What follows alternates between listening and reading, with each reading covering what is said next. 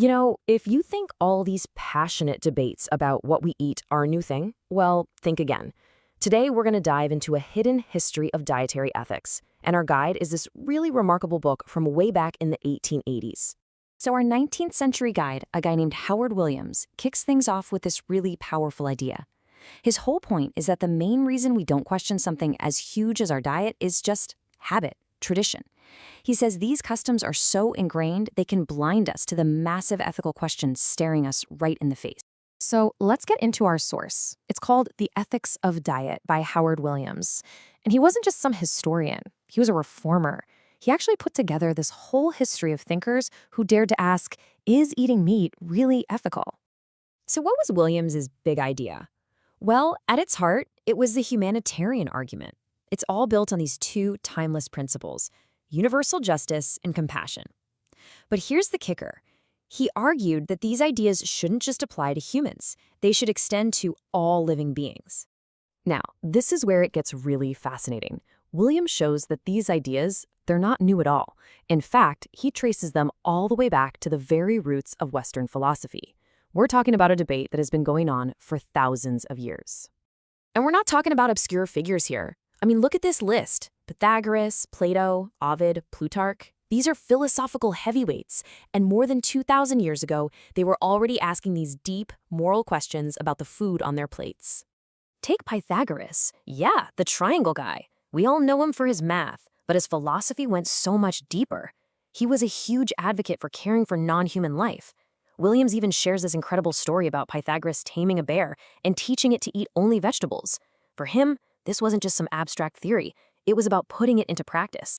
And this points to something really interesting about the culture back then. When you look at the literature from Plato's Greece, you almost never see mentions of butchers or slaughterhouses. Instead, the most praised, most esteemed meals were actually simple and plant-based, things like porridge, bread, beans, olives, figs. The Greek historian Plutarch, wow, he just nailed the moral argument with words that honestly could have been written today.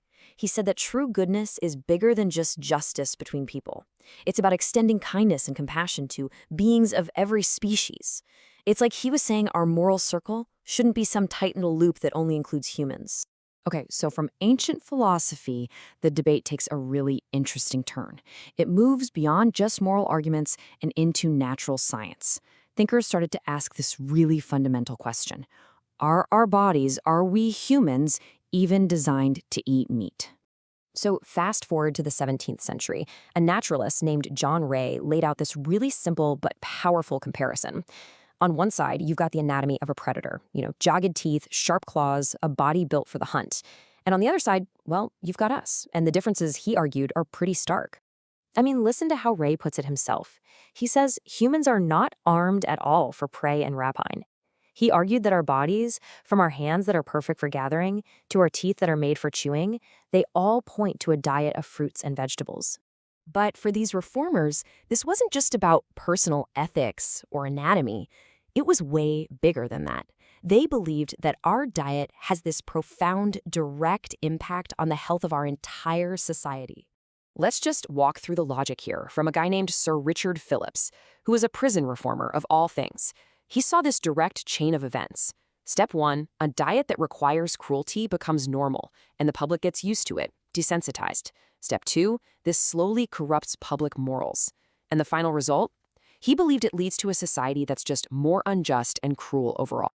And Phillips didn't stop there. He also threw in a powerful economic argument. He was really concerned about waste. He calculated that to produce just 1 pound of meat, you had to use 6 pounds of wheat, which he saw as a staggering inefficiency that contributed to poverty. I mean, how modern does that sound? He's talking about resource management way back then. And you really can't ignore the raw emotional power behind some of these arguments. The French writer Alphonse de Lamartine, he did not mince words. His poetry just captures this visceral horror that some reformers felt. They saw the normalization of slaughter as a sickness in society, where people literally savor its flesh and live by death. So when you put all of this together, the moral arguments from the ancient world, the scientific ones, the social critiques, it all leads us to this really profound ethical principle from the 19th century. The philosopher Arthur Schopenhauer, he came along and basically said, hey, maybe true morality isn't about a set of rules at all. He thought the real foundation for a moral life is a feeling, a limitless compassion or pity that connects us to every single living thing.